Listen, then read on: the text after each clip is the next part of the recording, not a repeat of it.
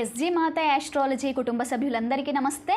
మనము ఆల్రెడీ ముహూర్తాలకి సంబంధించినటువంటి సిరీస్ చేస్తూ వస్తున్నాము. అందులో భాగంగా అంటే ఈ రోజుల్లో పురోహితులు అవ్వచ్చు, కొందరు యాస్ట్రాలజర్స్ ముహూర్తాలకి ఏవైతే ఇంపార్టెన్స్ ఇస్తున్నారో వాటికి సంబంధించిన అంశాలను తెలుసుకుంటూ వచ్చాము. ఈరోజు వీడియోలో సప్రమాణ జ్యోతిష్సారం నుండి మనము ముహూర్త నియమాలు అనే వాటిని నేర్చుకుందాము. అండ్ మనము ఎన్ని విధాలైనవి నేర్చుకుంటూ వస్తున్నప్పటికీ కూడా ఖచ్చితంగా సప్రమాణ జ్యోతిష్సారంలో మన గురువు గారు ఇచ్చిన దానితో సరిపోలేవి ఏవీ లేవు అనేసి నా వ్యక్తిగతంగా నేను మాత్రం తప్పకుండా చెప్తాను. మరి దీనికే అంత ఇంపార్టెన్స్ ఉన్నప్పుడు ఎందుకు మిగిలిన వాటన్నింటినీ కూడా చెప్తున్నారు అనే విషయంలో ఎప్పుడైనా చూడండి, కేవలం ఇది ఒక్కటి మాత్రమే మీరు చదివారు, ఇదొక్కటే మీకు వచ్చు కాబట్టి మిగిలినటువంటి వాటన్నిటి విషయంగా మీరేం చెప్పలేకపోతున్నారు. అండ్ మీరు దాన్ని అర్థం చేసుకున్నప్పుడే కదా దీనికి దానికి తేడా ఉంటుంది అనేసి చాలామంది అపోహపడుతూ ఉంటారు, చాలామంది అంటూ ఉంటారు. సో అంటే దీనితో పాటుగా మనము అవి కూడా నేర్చేసుకొని వచ్చాము కాబట్టి దానికి దీనికి మనం వ్యత్యాసం చూసిన తర్వాతనే మనము దీనిని 100కి 1000% మనం ఎందుకు ఇంతగా ఫాలో అవుతున్నాము, ఇది గుడ్డితనంలో కాదు అనే విషయాన్ని అర్థం చేయించడానికి. అండ్ నాకు ఎలాగో అర్థమైంది.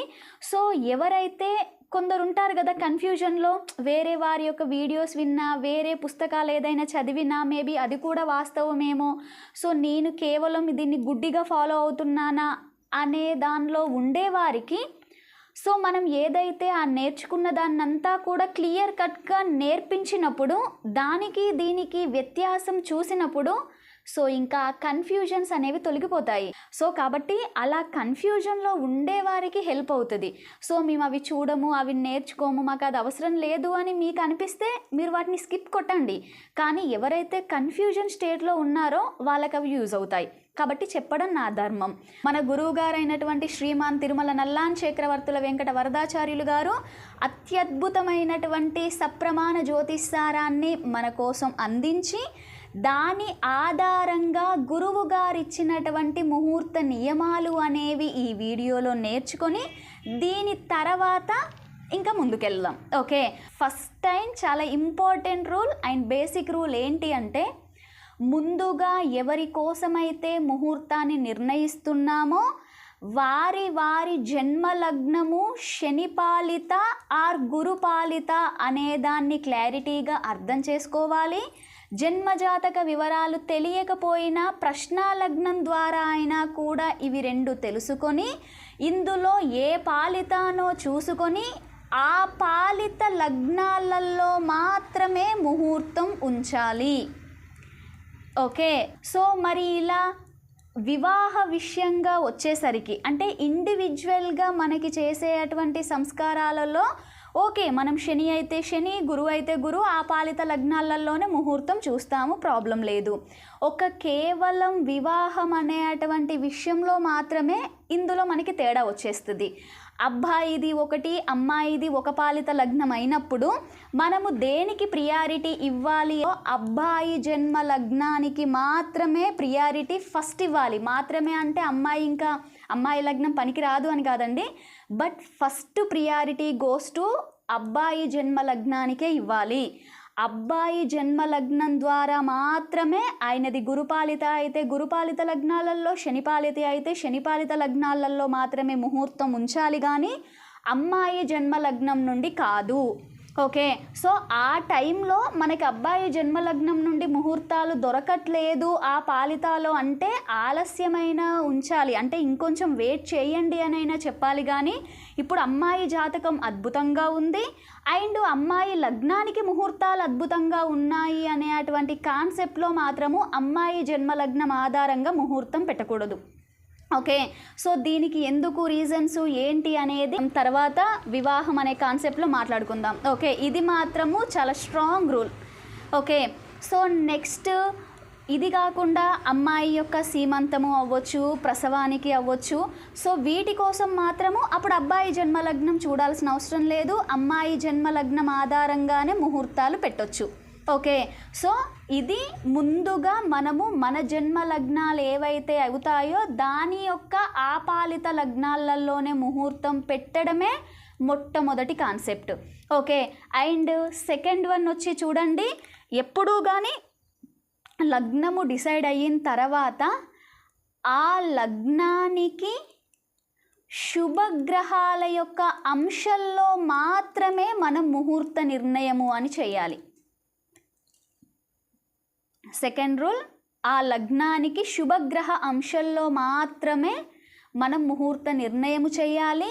ఈ శుభగ్రహ అంశంలో కూడా మీ వ్యక్తిగత జాతకంలో ఏ గ్రహము శుభగ్రహంగా బలంగా ఉందో ఆ గ్రహం యొక్క అంశకి ఫస్ట్ ప్రియారిటీ ఇవ్వాలి. ఈ అంశ బలానికి సంబంధించిన వీడియో దీని వెనకాలనే వస్తుంది.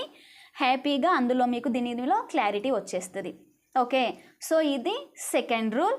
అండ్ థర్డ్ రూల్ వచ్చి చూడండి, మనము ఈ లగ్న నిర్ధారణ అంటే ముహూర్త లగ్న నిర్ధారణ చేసేటప్పుడు ప్రతి ఒక్క యాస్ట్రాలజర్ గమనించాల్సింది, గురుపాలిత లగ్నాల వారికి సూర్యోదయం తర్వాత ముహూర్తాలకి మాత్రమే ప్రియారిటీ ఇవ్వాలి.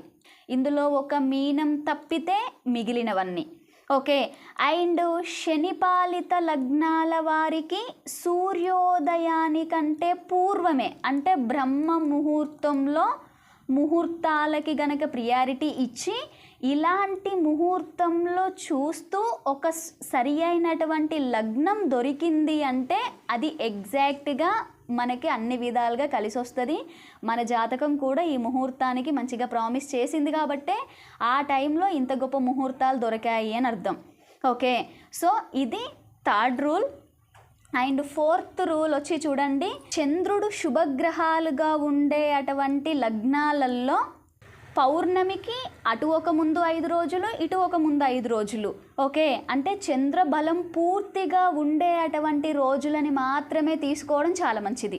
అదే చంద్రుడు పాపిగా ఉండే అటువంటి జాతకులకి ఉంటాయి కదా, అమావాస్యకి ముందు కానీ అమావాస్య వెనకాల కానీ అంటే చంద్రుడు బలహీనమైపోయినటువంటి సమయాన్నే ముహూర్తంగా తీసుకోవడానికి ఉపయోగించడం ది బెస్ట్ అని చెప్పాలి.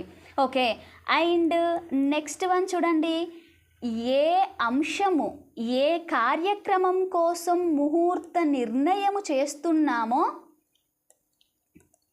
ఆ కార్యక్రమానికి సంబంధించినటువంటి ఆ లగ్నం యొక్క భావము అండ్ గ్రహము బాగుండాలి. ఓకే, అంటే మనము ఏ కార్యక్రమం కోసం ముహూర్త నిర్ణయం చేస్తున్నామో ఆ టైంకి మనం ఏదైతే లగ్నం నిర్ణయించామో ఆ లగ్నానికి ఆ భావము ఆ గ్రహము సూపర్గా ఉండాలి అని అర్థం.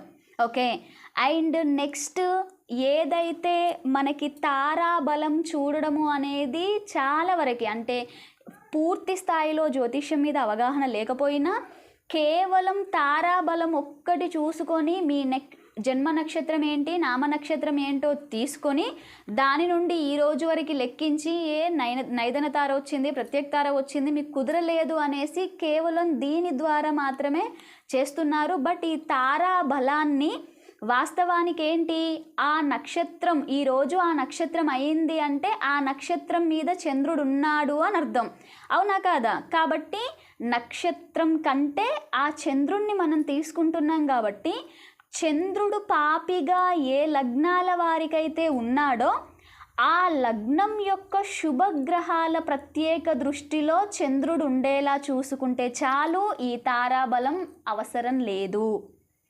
ఓకే, అండ్ చంద్రుడు ఎవరికైతే ఆల్రెడీ శుభగ్రహమో సో అలాంటప్పుడు మంచిగా ముహూర్తాలు చాలా దొరుకుతాయి.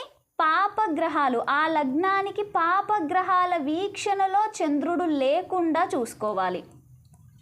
ఓకే, సో ఈ సింపుల్ పాయింట్స్ని మీరు చక్కగా అర్థం చేసుకుంటే ఫస్ట్ అసలు ఏ ముహూర్తం అయినా కూడా దీని నెక్స్ట్ వీడియోలోనే మనకి అంశబలం గురించి వస్తుంది.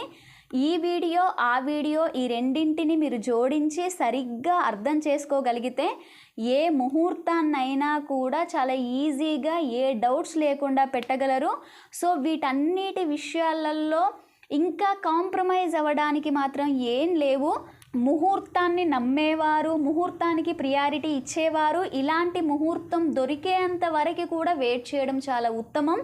సో మనము ఇది కాకుండా మిగిలిన జ్యోతిష్య పుస్తకాలలో ముహూర్త నియమాలు అనేది చదువుకోవడానికి కూడా ఇన్ని నియమాలు ఉంటాయి. అండ్ ఏకవింశతి దోషాలు అని ఉంటాయి, 21 దోషాలు. సో అలాంటి దోషాలలో మాత్రం ఆ ముహూర్తాన్ని పెట్టొద్దు అనేసి, సో అది వేరు. సో చాలా లెంతీ అవుతుంది అనే కాన్సెప్ట్తో ఈ వీడియో చేయలేదు. సో మనకి సప్రమాణ జ్యోతిష్సారం ప్రకారం మాత్రము ఈ పాయింట్స్ ఒక ముహూర్తం నిర్ణయించడానికి కావలసినటువంటి ముఖ్యమైనటువంటి పాయింట్స్ అని చెప్పొచ్చు. ఓకేనా? సో దీన్ని చక్కగా అర్థం చేసుకొని ముందుకు వెళ్తారని ఆశిస్తూ